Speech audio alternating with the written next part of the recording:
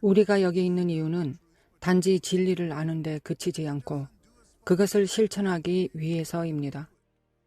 알고도 실천하지 않으면 안다는 것이 별로 소용이 없습니다. 우상이란 단순히 우리가 사랑하는 어떤 것이 아니라 하나님 대신 그것에 의지하는 것을 말합니다. 몇 달 전 하나님께서 제게 전혀 예상하지 못했던 시련을 주셨습니다. 다시 여러분과 함께 하게 되어 참 좋습니다. 우리가 갖는 모임 중에서도 가장 좋아하는 시간 중 하나입니다. 우리는 여러 모임을 가지지만 이 자리는 마치 가족 모임처럼 느껴집니다. 우리가 공동체를 위해 기도할 때 단지 하나의 조직이 아닌 가족이 되기를 바랍니다. 물론 조직이 필요합니다. 조직 없이는 쉽게 무너질 수 있기 때문입니다. 하지만 우리는 결코 조직 자체를 우선으로 삼지 않기를 원합니다. 우리는 조직을 섬기러 온 것이 아니기 때문입니다. 그리고 여러분께 한 가지를 깊이 생각해 보시기를 부탁드립니다. 이건 앞으로 더 중요해질 것입니다. 진리가 조직화되면 그것은 부패하게 된다는 것입니다. 그래서 히브리서에서 이렇게 말하고 있습니다. 예수님은 진영 밖에서 고난을 당하셨고 그러므로 우리도 그의 수치를 짊어지고 진영 밖으로 나아가자고 했습니다. 우리는 어떤 조직을 세우려는 것이 아니라 하나님의 백성, 그분의 성전이요 몸이 되도록 부름받은 사람들을 세우기 위해 이 자리에 있습니다. 우리는 모닝스타를 세우려는 것이 아닙니다. 우리는 그것보다 훨씬 더 큰 것을 바라보고 그분의 나라를 세워야 합니다. 그리고 우리는 그 나라의 아주 작고 작은 일부일 뿐입니다. 물론 우리에게 맡겨진 역할이 있고 우리는 그 일부분이지만 우리는 그리스도의 온몸을 사랑해야 합니다. 대제사장은 모든 지파의 보석을 가슴에 품고 있어야 했습니다. 우리가 하나님의 높은 부르심을 따라 걷기 원한다면 우리 또한 우리 지파만이 아니라 하나님의 온 백성을 마음에 품어야 합니다. 우리에게는 지파가 있고 그것은 옳은 일입니다. 우리 지파를 향한 비전이 있고 우리가 섬기는 공동체를 향한 사명이 있습니다. 하지만 우리는 결코 잊지 말아야 합니다. 우리는 더 크고 거룩한 민족의 일부라는 것을. 우리는 그 나라 전체를 섬겨야 하며 지금 이렇게 그것을 함께할 수 있다는 것은 큰 특권입니다. 오늘 밤은 간단히 말씀드리려고 합니다. 마크 트웨인이 아주 중요한 진리를 말한 적이 있습니다. 나쁜 짧은 설교는 없다. 그 말에 여러분도 동의하실 것입니다. 각자의 교회로 돌아가서도 꼭 기억해야 할 말입니다. 오늘 제가 전하고 싶은 주제는 이 시대에 매우 중요하다고 믿는 한 가지입니다. 주저함 없이 담대하게 돈을 다루는 법입니다. 왜냐하면 예수님께서 이렇게 말씀하셨기 때문입니다. 너희가 불의한 재물도 잘 다루지 못한다면 어떻게 참된 하늘의 재물을 너희에게 맡기겠느냐? 예수님께서는 분명 이렇게 말씀하셨습니다. 이 차이는 마치 이런 것과 같을 것입니다. 매일 5,000명을 먹일 수 있는 돈이 있는 것도 특별한 일이고 분명 좋은 일입니다. 그런데 예수님처럼 햄버거 하나로 5,000명을 먹일 수 있는 능력이 있다면 어떨까요? 이것이 바로 하늘나라의 권세입니다. 예수님은 이렇게 하늘나라를 선포하셨습니다. 표적과 기사를 행하셨습니다. 그런데 표적이라는 것은 본질적으로 어떤 것을 가리키는 것입니다. 예수님께서 말씀하시고자 하신 것은 이것이었습니다. 하늘에는 절대 불구자가 없다. 그러니 봐라. 하늘의 권세가 이 사람에게 닿을 때 무슨 일이 일어나는지.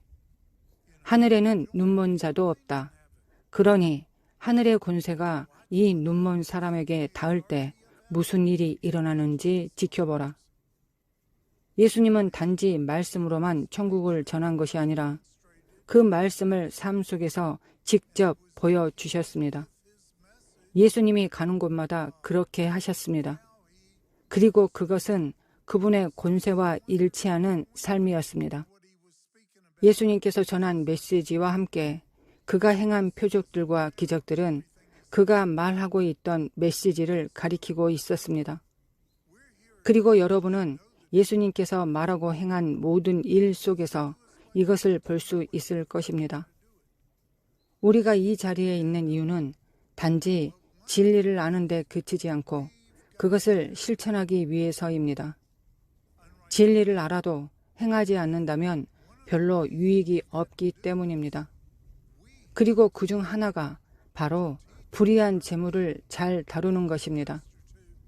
우리는 우리가 섬기고 돌보는 사람에게 주는 것에 대한 책임과 그리고 자신이 섬기는 이들에게 그것을 나누는 책임을 가르칠 수 있어야 합니다. 주저하거나 망설이거나 말끝을 흐리거나 부담을 갖거나 하지 않고 담대하게 나누는 것을 가르쳐야 합니다. 하나님께서 우리에게 맡기신 일을 수행하는 데 있어서 우리는 부끄러워하거나 변명할 필요가 전혀 없습니다. 우리는 모두 알고 있습니다. 하나님은 우리의 돈이 필요하지 않으시다는 것을 알고 있습니다. 하나님은 우리 없이도 모든 일을 하실 수 있습니다. 하지만 돈은 우리가 필요로 합니다. 하나님의 백성이 필요로 합니다. 짐승의 표가 왜 경제적인 표인지 생각해 보십시오. 그 표는 우리가 사고 팔 수 있는지, 교환할 수 있는지를 결정합니다. 우리는 지금 그 시대를 마주하고 있습니다. 그러므로 지금이 준비할 때입니다. 그리고 우리가 준비되는 방법은 이것입니다. 우리의 공급자는 이 모든 것들 위에 계신 분이라는 사실을 믿는 것입니다. 우리는 이 세상의 시스템을 우리의 공급자로 신뢰할 필요가 없습니다. 우리는 다른 분, 하나님의 종이기 때문입니다. 그리고 예수님 당시에도 주인이 자신의 종들을 책임지는 것이 당연한 일이었습니다. 그렇다면 우리가 주님을 섬기고 있다면 우리는 안전합니다. 우리는 돌보심을 받습니다. 우리는 굳이 이 세상에서 사고 팔고 교환하기 위해 짐승의 표를 받을 필요가 없습니다. 지금은 그것이 가능하니 그렇게 할 수 있지만 언젠가 그것이 끊기게 됩니다. 우리에게는 하늘에 있는 계좌가 있습니다. 이 개념은 성경적입니다.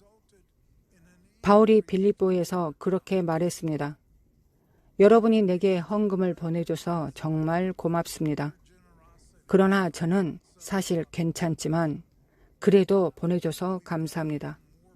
그런데 내가 진짜 기뻐한 건 이것이 여러분의 계좌에 더해졌다는 사실 때문입니다. 지금 제가 이 자리에 있는 분들께 설교하는 건 이미 여러분이 후하게 나누는 분들이라는 걸 알기 때문입니다. 하지만 우리는 더 담대해질 필요가 있습니다. 우리는 더 이상 주저하지 말아야 합니다. 하나님께서 우리에게 명령하신 일을 하는데 절대로 망설이거나 주저해서는 안 됩니다. 그리고 하나님의 백성에게도 그걸 가르쳐야 합니다. 생각해 보십시오. 고린도 후서 9장에서 바울은 이렇게 말합니다. 이것을 말하노니 적게 심는 자는 적게 거두고 많이 심는 자는 많이 거둔다. 우리는 사람들에게 관대함이 기독교의 기본이라는 것을 가르쳐야 합니다. 하나님은 세상을 이처럼 사랑하셔서 가장 좋은 것을 주셨습니다. 우리를 위해, 이 세상을 위해 하나님께서는 아끼지 않으셨습니다. 그렇다면 우리도 하나님께 그렇게 해야 하지 않겠습니까? 바울은 말합니다. 적게 심는 자는 적게 거두고 많이 심는 자는 많이 거둔다. 이것은 하나님의 말씀입니다. 우리는 이것을 믿을 수 있습니다. 세상의 어떤 금융 좋은 자보다 이것이 더 확실한 투자 전략입니다. 우리는 하늘의 보물을 쌓는 것입니다. 거기는 썩지도 않고 도둑 맞지도 않습니다. 그렇다면 우리 하늘 계좌의 상태는 지금 어떻습니까? 그리고 주님께서 말씀하십니다. 각 사람은 마음에 정한 대로 할 것이요 인색함이나 억지로 하지 말지니 하나님은 즐겨내는 자를 사랑하시느니라. 우리는 절대 사람들을 조종하거나 억지로 헌금하게 해서는 안 됩니다. 그것은 하나님의 사람으로서 우리의 품격에 맞지 않는 행동입니다. 우리가 지금 말하고 있는 건 만왕의 왕의 권위로 사람들을 억누르는 것이 아닙니다. 우리가 해야 할 일에 대해 담대하고 확신을 가져야 하는 건 맞지만 절대로 사람을 조종하려 해서는 안 됩니다. 사실 사역을 시작할 때 하나님께서 저에게 분명히 말씀하셨습니다. 내가 어떤 방식으로든 조작이나 과장된 감정이나 압박감이나 통제 등과 같은 이런 방식으로 거둬들인 단 한 푼이라도 있다면 그건 마법과도 같은 거짓된 영적 권위이고 그것이 바로 내가 너를 통해 하고자 하는 일을 가로막는 장애물이 될 것이다. 저는 절대 그런 일은 하고 싶지 않습니다. 하지만 하나님께서 우리에게 약속하신 것을 들어보십시오. 우리가 관대할 때 주어지는 약속들이 있습니다. 하나님은 능히 모든 은혜를 너희에게 넘치게 하실 수 있느니라. 무슨 뜻입니까? 모든 은혜입니다. 지상에 그 어떤 보물보다 더 귀한 게 있다면 그건 하나님의 은혜 아니겠습니까? 그런데 하나님은 조금의 은혜가 아니라 모든 은혜를 넘치게 주실 수 있다고 하십니다. 그것은 어떤 모습일까요? 이어서 이렇게 말씀하십니다. 항상 모든 일에 모든 것이 넉넉하여. 이건 최상급 표현들입니다. 항상은 언제나를 의미합니다. 모든 일에는 예의가 없다는 것입니다. 모든 것이 넉넉하여는 모자람이 없다는 뜻입니다. 이것이 바로 우리가 살아가야 할 방식입니다. 언제나 예의 없이 모자람이 없습니다.